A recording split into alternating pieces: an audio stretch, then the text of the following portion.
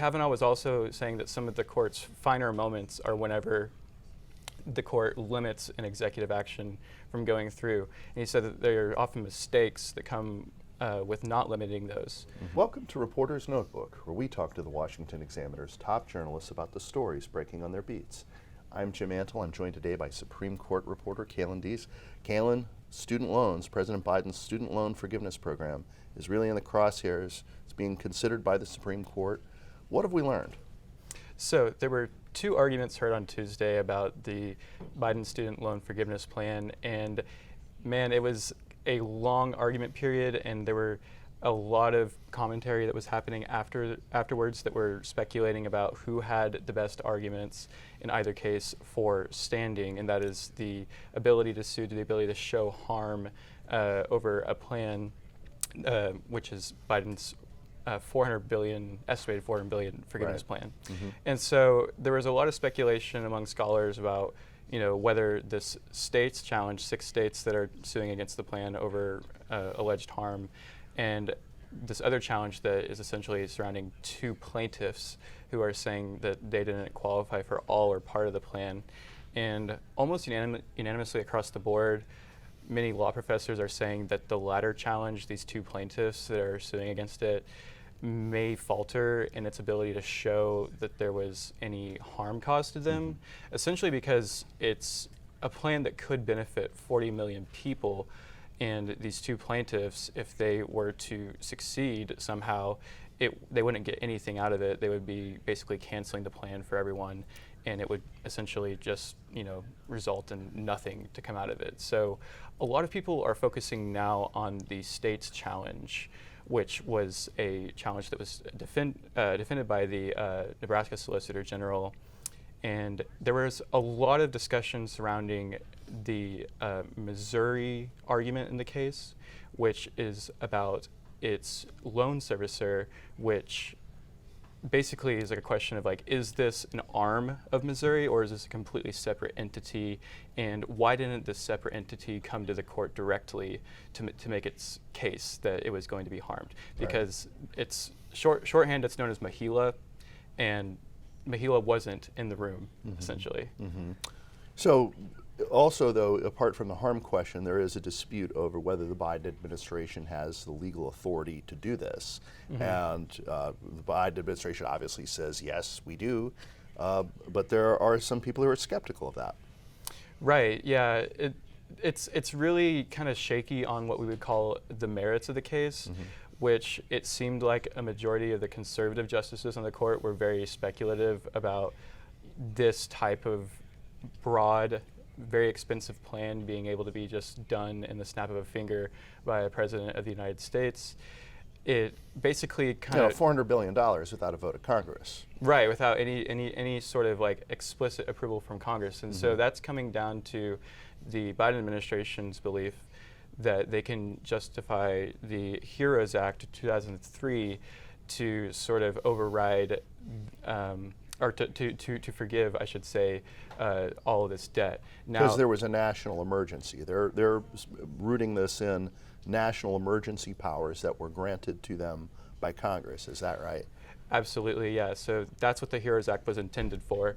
And so they're targeting that at the pandemic. The pandemic, you could say caused financial hardship for people. Sure. Some people were laid off from their jobs. Some people got too sick and couldn't work. Right. So it's how do you quantify, the amount of damage, and were these borrowers who went through the pandemic, were they left in a worse off position to where they couldn't pay back their loans? That's kind of the question, is would this forgiveness be putting them in a better position?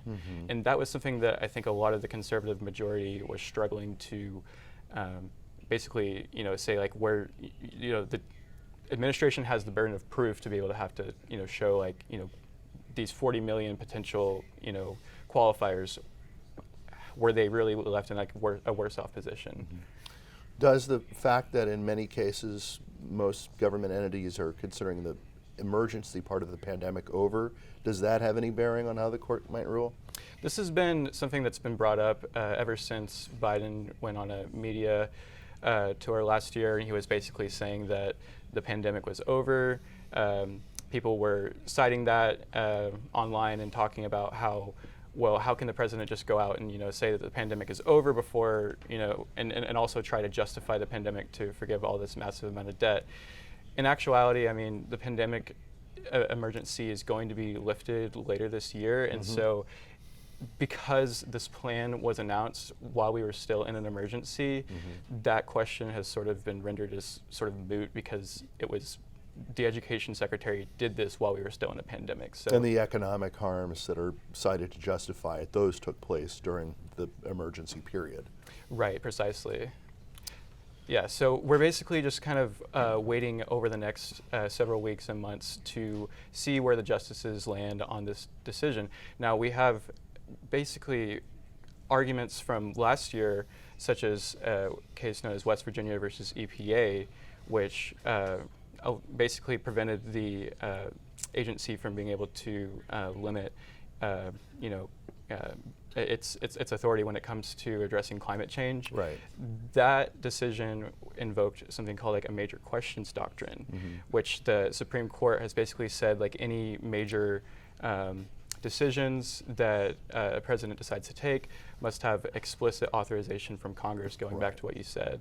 And so a lot of people have been suggesting, will this be another major questions case? And another side tangent is that if they can't, essentially find standing, that this would open up a Pandora's box for being able, to sue against any like executive action that people just disagree with. That was something that Justice Ketanji Brown Jackson was worried about in part of the oral arguments. She was saying, well, what happens, if, this is essentially going to make it really hard for the executive branch to do anything, Right. So it's a very delicate, needle and thread situation, and I think that. But you mentioned the EPA case, so there are plenty of precedents for the Supreme Court limiting executive authority or deciding that the president has operated outside of his constitutional boundaries, are they not? Right, yeah, that was actually brought up by Justice Brett Kavanaugh earlier on in oral arguments, where he appeared to be referencing a 1952 Supreme Court opinion where the court voted 6-3 to limit President Truman's ability to seize steel mills around the Korean War period. And it wasn't mentioned, but Kavanaugh was also saying that some of the court's finer moments are whenever the court limits an executive action from going through. And he said that there are often mistakes that come with not limiting those.